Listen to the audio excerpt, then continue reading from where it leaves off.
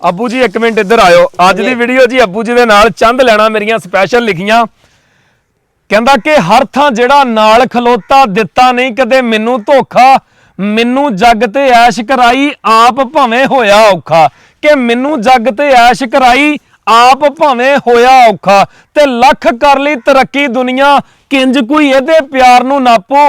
इक्को ही रिश्ता मुखलस दुनिया ते, जिस रिश्ते दा नां है बापू, जिस रिश्ते दा नां है बापू।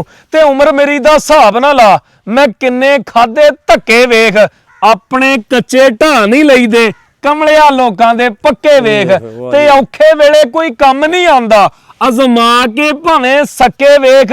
ओ मियां दिलदार, जिस दरखत दा होवे फल मिठा, ओनू ही वजदे वट्टे वेख, ओनू ही वजदे वट्टे वेख। ते अगली एक होर पोइटरी मेरी अपनी लिखी आ कि उम्र मेरी आ छोटी, पर मैं हालातां वड्डियां नाल लड़िया। घर दियां कुछ मजबूरियां सी, इस लई बहुता नहीं पढ़िया। घर दियां कुछ मजबूरियां सी, इस लई बहुता नहीं पढ़िया। ते कई वार कट्टी पेट दी भुख, पर कदे गलत रस्ते नहीं चढ़िया। जदों बंदे ते माड़ा टाइम हुंदा ना, बंदा फिर पुठियां कम्मां नूं तुर पैंदा, बंदा चोरियां डकैतियां नूं तुर पैंदा। ये बोल वो लिखिया कि कई वार कट्टी पेट दी भुख, पर कदे गलत रस्ते नहीं चढ़िया। ते मुश्किल जिथे भी पेश आई आ, बेबे बापू तो इलावा कोई नाल नहीं खड़िया। ओ किद्दां दे दूं बापू तेरे एहसानां दा मुੱਲ, तू भुखियां रह के मैनू रजांदा रहा। आप पाइयां टुटियां जुत्तियां, पर मैनू हर ऐश जग दी करांदा रहा।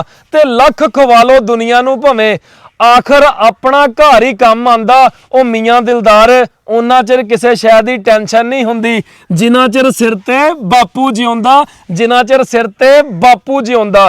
ते पुੱਤ पिओ दियां बाहां हुंदियां, धीआं सिर दा ताज, मावां दे नाल दुनिया हुंदी।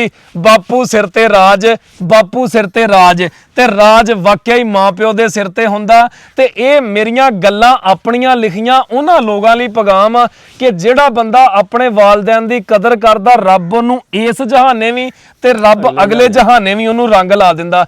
यकीन करो मेरे पल्ले कुछ भी निगा, हकीकत गल जे। अज जिन्ने भी रंग लगे होए ना, ये मेरे मां प्यो दा सदका, उन्हां दियां जुत्तियां दा सदका ते मेरे मां प्यो दियां दुआवां। और मैं अपने वालद दे नाल बिल्कुल असीं यारां तरह रहने आ। और यकीन करो कि अब्बू जी दी उम्र 60 दे रौंड पौंड, 60 दे रौंड पौंड ते माशाअल्लाह हजी इदां लगदा जिवें चढ़दी जवानी आ। औलाद नेक होवे, औलाद चंगी होवे ना, अल्लाह दी कसम है मां प्यो कदे बुढ़ा नहीं हुंदा। क्योंकि ना कोई परेशानी, ना कोई टेंशन, ना कोई बंदे नूं मारदे औलाद दे दुख। ये हकीकत गल है ना कि जदों मां प्यो बुढ़ा ते जी जिहड़ा बणिया उहने भजना तां है ही आ।